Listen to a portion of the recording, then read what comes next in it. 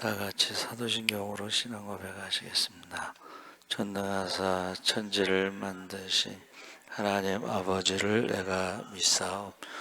그 외아들 우리 주 예수 그리스도를 믿사오니 이는 성령으로 잉태하사 통정녀 마리아에게 나시고 본디오 빌라도에게 고난을 받으사 십자가에 못 박혀 죽으시고 장사한 지 사흘 만에 죽은 자 가운데서 다시 살아나시며 하늘에 오르사 전능하신 하나님 우편에 앉아 계시다가 저희로서 산 자와 죽은 자를 심판하러 오시리라.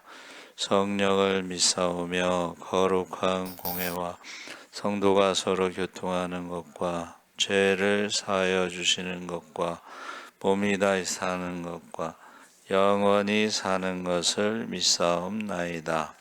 아멘. 찬송가 122장 찬송하시겠습니다.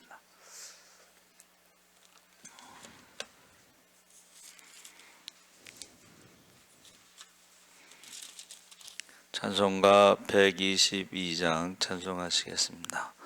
참 반가운 성도여 다 이리 와서 베들레헴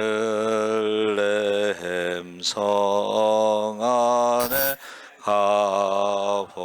가봅시다. 저 고요에 놓이신 아기를 보고 엎드려 절하세. 엎드려 절하세. 엎드려 절하세. 구세주 안내 저 천사여 찬송을 높이 불러서 이 광활한 천지에 올리어라. 주 하나님 앞에 늘 영광을 돌려 엎드려 절하세. 엎드려 절하세. 엎드려 절하세. 구주 나셨네.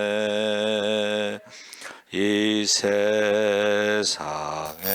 주께서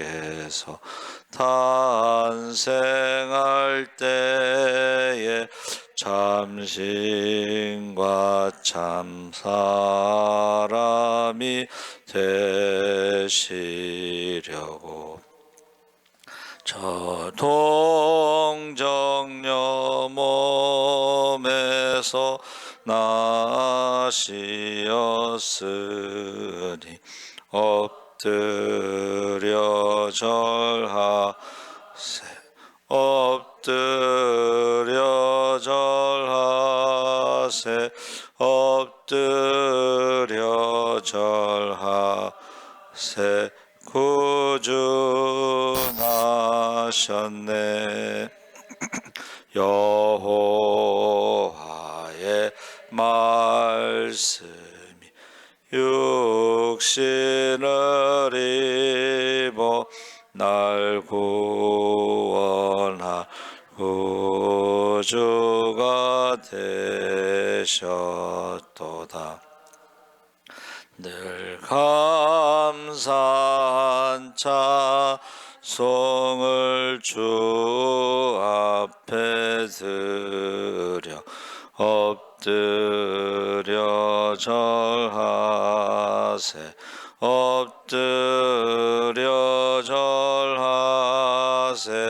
엎드려 절하세. 구주 나셨네. 아멘.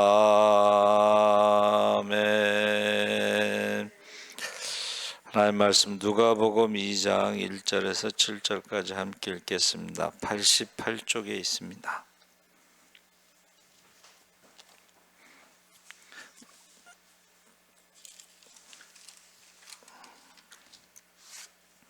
누가복음 2장 1절에서 7절까지 우리 천천히 함께 읽겠습니다. 그때에 가이사 아구스도가 영을 내려 천하로 다 호적하라 하였으니 이 호적은 구레뇨가 수리아 총독이 되었을 때에 처음 한 것이라. 모든 사람이 호적하러 각각 고향으로 돌아가매 요셉도 다윗의 집 족속이므로 갈릴리 나사렛 동네에서 유대를 향하여 베들레헴이라 하는 다윗의 동네로 그 약혼한 마리아와 함께 호적하러 올라가니 마리아가 이미 잉태하였더라. 거기 있을 그때에 해산할 날이 차서 첫 아들을 낳아 강보에 싸서 구유에 뉘었으니 이는 여관에 있을 것이 없음이러라. 아멘. 할렐루야. 예, 잘 오셨습니다. 오늘 말씀의 제목을 탄생 호적. 그래서 호적이라고 하는 것이 아포크라폴에서 그라포라는 것은 기입하다 이런 뜻입니다. 그래서 우리가 흔히 말하는 이제 출생신고인데 출생신고가 주민등록이 있고 호적이 있죠. 그래서 호적은 조금 다른 것이 호적 제도가 2008년도에 이제 우리가 없어졌어요.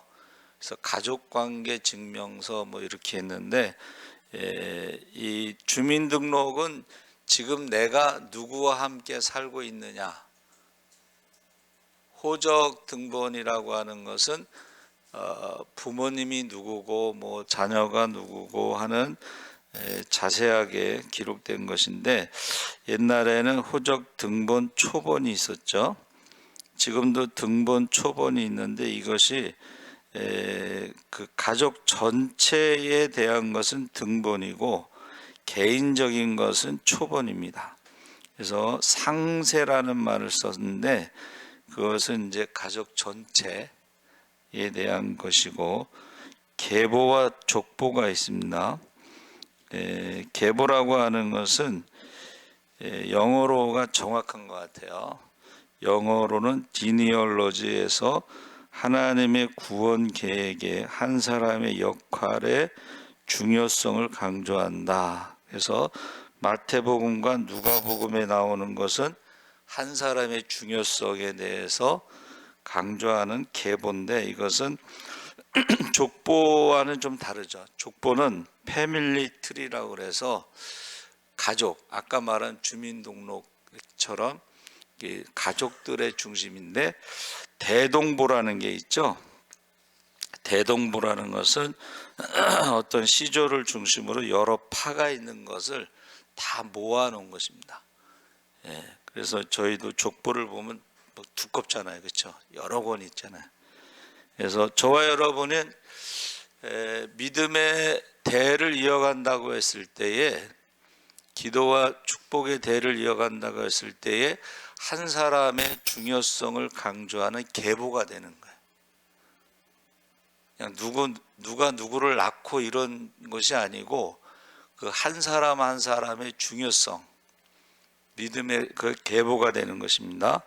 그래서 지금 호적이라고 했는데 이것은 히브리어로 이제 아라크라고 그랬는데 이것은 정돈하다, 배열하다, 값을 정하다, 평가하다, 과세하다 뭐 이런 식으로 해서 세금을 매길 때 주민세도 있지만 뭐 부동산, 재산세 이런 거 있죠. 그런 것을 말하는 거예요. 그러니까 평가를 해서 거기에 대한 세금이 부과되죠. 그래서 로마 제국은 인구 조사를 할 때에 이런 과세가 이제 첫 번째 목적이겠죠.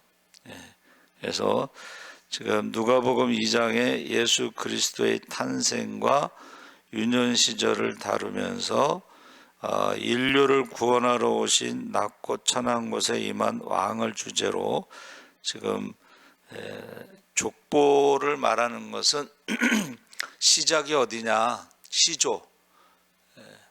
저희는 봉화정씨 시조는 고려의 봉화 현감을 한 정공미를 시조로 해서 파가 있습니다. 근데 이제 5대 손인 정도전이 조선 개국 공신이 돼서 충의군에 제수되면서 거기를 중심으로 집성촌이 있는데 그 정도전이 삼봉이라고 그래서 삼봉파가 있어요. 1봉, 2봉, 3봉. 그래서 그 삼봉파 정도전이 재산이 많습니다. 그래서 지금 서울에도 여러 곳에 재산이 있는데 300억 정도 되는 빌딩을 가지고 장학 사업을 하고 있다, 이제 그렇게 나와 있습니다. 그래서 예수님의 탄생의 그 역사적 배경을 역사적으로 예수님이 역사적인 인물로 지금 말하고 있는 거예요. 그래서 인구조사 초대교회의 많은 이단들 중에 가현설이라고 그래서 예수님이 육신으로 오지 않았다는 거야. 왜 그러냐면 육신은 악하기 때문에 예수님이 육신으로 오지 않았다. 근데 예수님이 육신으로 오셨다는 가장 강력한 증거가 호적입니다. 출생신고, 인구조사, 그리고 계보, 그 중요한 인물들이 있잖아요. 그렇죠? 믿음의 족보에 나오는 중요한 인물들.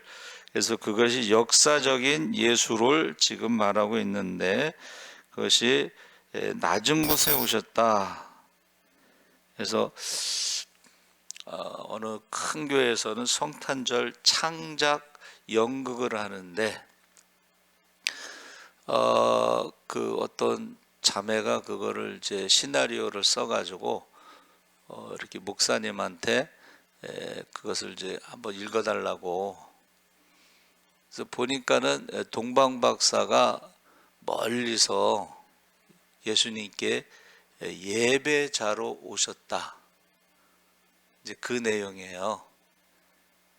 그래서 우리는 과연 예수님의 탄생에 대해서 기뻐하며 예배자로 지금 우리가 나아가고 있는가? 또 하나는 예수님의 생애에 대해서 우리가 사도신경으로 신앙 고백할 때에 성령으로 잉태돼서부터 어디까지 나오냐면 재림까지 신앙 고백이 있습니다. 근데 요즘에 제가 지금 설교를 계속 듣는데 성탄에 대한 설교는 많이 하는데 재림에 대한 설교를 하시지 않더라고. 그래서 저와 여러분은 대림절은 재림절이다. 성탄을 즐거워하는 것도 중요하지만 우리는 재림의 신앙이 있는 것이 더 중요하죠. 이 세상에 예수님이 오셨다. 그리고 십자가에 죽으시고 부활하시고 승천하시고 성령을 우리에게 선물로 보내셨는데 그 성령을 보내신 목적이 뭐예요? 재림 때까지 우리가 하나님의 자녀로 살기 위해서 성령을 보내신 거예요. 그러니까 성령을 받아야지 우리가 재림 때까지 그 신앙을 말씀대로 살아갈 수 있다 하는 것입니다. 그래서 지금 낮은 곳에 임하셨다. 역사적으로. 그러면서 2장 8절에서 20절에는 큰 기쁨의 좋은 소식인데 이게 이제 누가복음에는 가난한 자들을 위한 복음이라 그래서 목자들에게 이 소식이 제일 먼저 전해졌다. 누가복음은 가난한 자에 대해서 관심이 많습니다. 그 목자들은 밤에 양을 지키다가 그 천사의 소식을 듣고 어떻게 했어요? 피곤한 가운데서도 우리가 한번 확인해 보자. 그래서 목자들이 피곤한 가운데 가서 보니까는 구유에 놓인 아기를 보고 메시아가 오셨다. 그래서 그 목자들이요, 천사들의 말을 마리아에게 전합니다. 우리가 양을 치다가 천사가 이런 소식을 전해서 이렇게 왔습니다. 그러니까 마리아에게는 성령으로 잉태돼서 아기 예수가 태어났지만은 사실은 잘 모르잖아요. 미래에 대해서는 잘 모르잖아요. 그렇죠? 그런데 거기에 대해서 목자들이 다시 한번 좋은 소식을 전했습니다. 근데 그 좋은 소식이 이제 천사들의 찬양 가운데 하나님께는 영광, 하나님이 또 기뻐하시는 사람들 가운데서는 평화에서 성탄은 하나님께 가장 큰 영광, 메시아가 오신 것이 가장 큰 영광이고, 그리고 이 땅에서는 기뻐하시는 사람들 가운데 참된 평화라서 이 평화는 모든 사람에게 주신 게 아니에요. 복음을 듣고 믿는 사람들에게만 주신 거예요.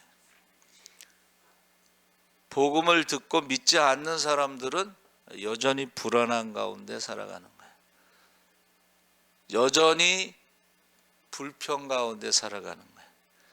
여전히 불만 가운데 살아가는 거예요.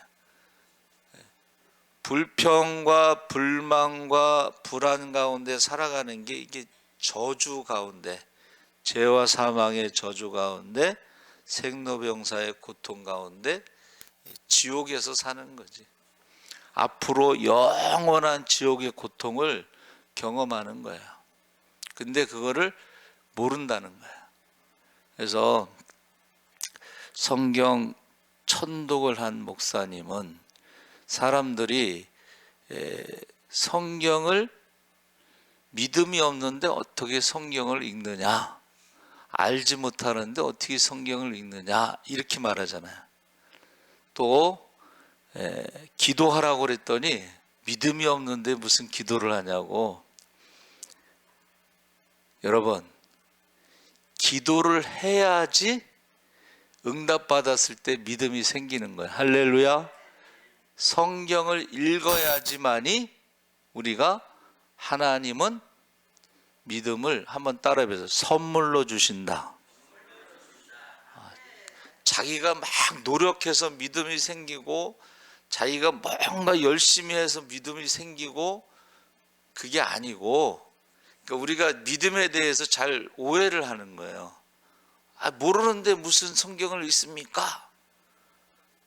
몰라도 성경을 읽다 보면 하나님이 선물로 주신다는 거예요. 할렐루야. 그러니까 하나님을 사랑하는 자를 하나님께서 사랑하시고, 하나님을 열심히 찾는 자를 하나님이 만나주시고, 예수의 이름으로 기도하면 응답하시고. 믿음이 없어도 기도를 해야 돼요. 그렇죠? 왜냐하면 응답을 받을 때에 믿음이 이제 생기고 믿음이 성장하는 것입니다. 그래서 여러분은 그냥 이름만 출생신고하고 그냥 누구랑 결혼해서 뭐 낳고가 아니라 우리는 어떻게 해야 돼요? 낳고는 그 구약의 낳고는 결국 죽었더러 끝나. 죽음의 족보야. 그런데 누가복음에 나오는 거, 그 위로 올라갈 때는 그 아담, 그 다음엔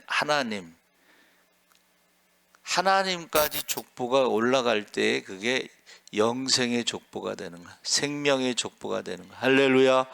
그러니까 여러분들이 생명의 족보를 이어가려면 하나님까지 올라갈 수 있는 그런 믿음으로 여러분 자녀들에게 물려줘야 되는 것이죠.